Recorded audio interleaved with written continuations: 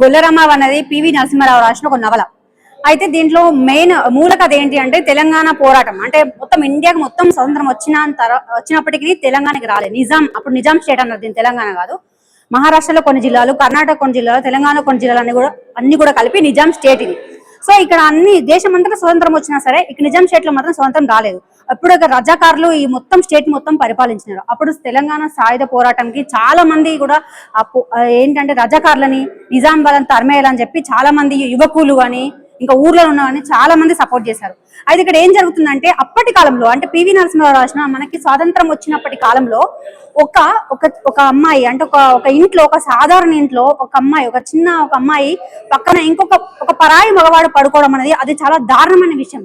ఇప్పుడే మన పక్కన ఒక అన్నోన్ పర్సన్ స్ట్రేంజర్ మనకు కనిపిస్తేనే మనం చాలా వియాడ్గా ఫీల్ అవుతాం కదా. సో అప్పటి కాలంలో ఒక నింద మీదకి వస్తుంది నా మనవరాల మీద, వేరే ఒక పర్సన్ మగవారి దగ్గర పడుకుంటే అనేది దాన్ని కూడా పక్కన పెట్టేసి మా ఊర్లో పరువు పోతుందని కూడా పక్కన పెట్టేసి ఒక పోరాట యోధుడి కోసం ఆ రామవ్వ తీసుకున్న నిర్ణయమే గొల్ల రామవ్వ కథ.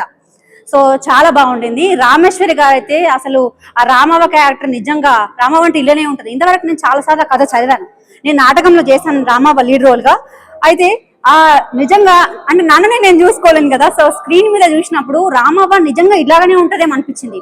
అయితే నాకు కొంచెం ఆ స్లాంగే కొంచెం మాట్లాడి అనిపించింది. బట్ ఇట్స్ ఓకే, చాలా బాగా చేసింది. ఆ ఎక్స్ప్రెషన్ కానీ అవన్నీ కానీ చాలా చాలా బాగా వచ్చాయి. సో 25th రోజున ఈటీవీ విన్ లో వస్తుంది ఈ ఎపిసోడ్. సో అందరు కూడా చూడండి, చూసి ఎలా ఉందో చెప్పండి. Thank you. అవును అవును అదే పివి నరసింహారావు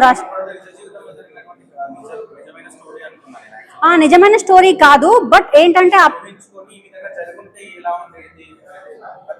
అవును అప్పటి కాలంలో ఏంటంటే పోరాటం చేయాలి అంటే ఎక్కడి నుంచో వచ్చిన వాళ్ళే కాదు, ఇక్కడ వాళ్ళు ఆ ప్రజల నుంచి వచ్చిన వాళ్ళు. అంటే ఒక ముసలామె కూడా తన వంతుగా ఎట్లాంటి పాత్ర పోషిస్తుంది. లైక్ ఇప్పుడు మన చాక లైలమ్మ ఉండింది, ఆమె ఏంటి ఒక ముసలామని, అయినా సరే ఆమె ఏంటి తెలంగాణ ఉద్యమానికి, తెలంగాణ పోరాటానికి ఆమె వంతు సహాయం చేసింది, ఆమె కూడా పోరాడింది. సో అట్లాంటి వాళ్ళు చాలా మంది ఉన్నారు అని చెప్పడానికి.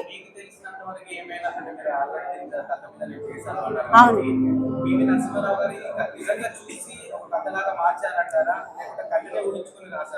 అంటే అప్పటి కాలంలో తాను అంటే ఆ నిజాం ఉన్నప్పుడు, తెలంగాణ పోరాటం జరుగుతున్నప్పుడు పివి నరసింహారావు ఉన్నాడు కాబట్టి మరి వాళ్ళ ఊర్లలో అంటే వాళ్ళ చుట్టుపక్కల ఊర్లలో ఇట్లాంటి ఇన్సిడెంట్ జరిగితే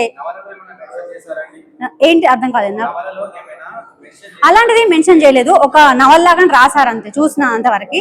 ఇది క్లైమాక్స్ కొంచెం దీనికి యాడ్ చేశారు. నవల్లో మాత్రం ఎక్కడి వరకు ఉంటుందంటే ఆ ఇంట్లో సీన్ ఉంటుంది కదా, వాళ్ళకి ఈమె గట్టిగా చెప్తుంది అనమాట, ఏంటంటే నా మనవరాలే, నా మనవడే అని చెప్పిద్ది అనమాట, నమ్మిస్తుంది వాళ్ళని.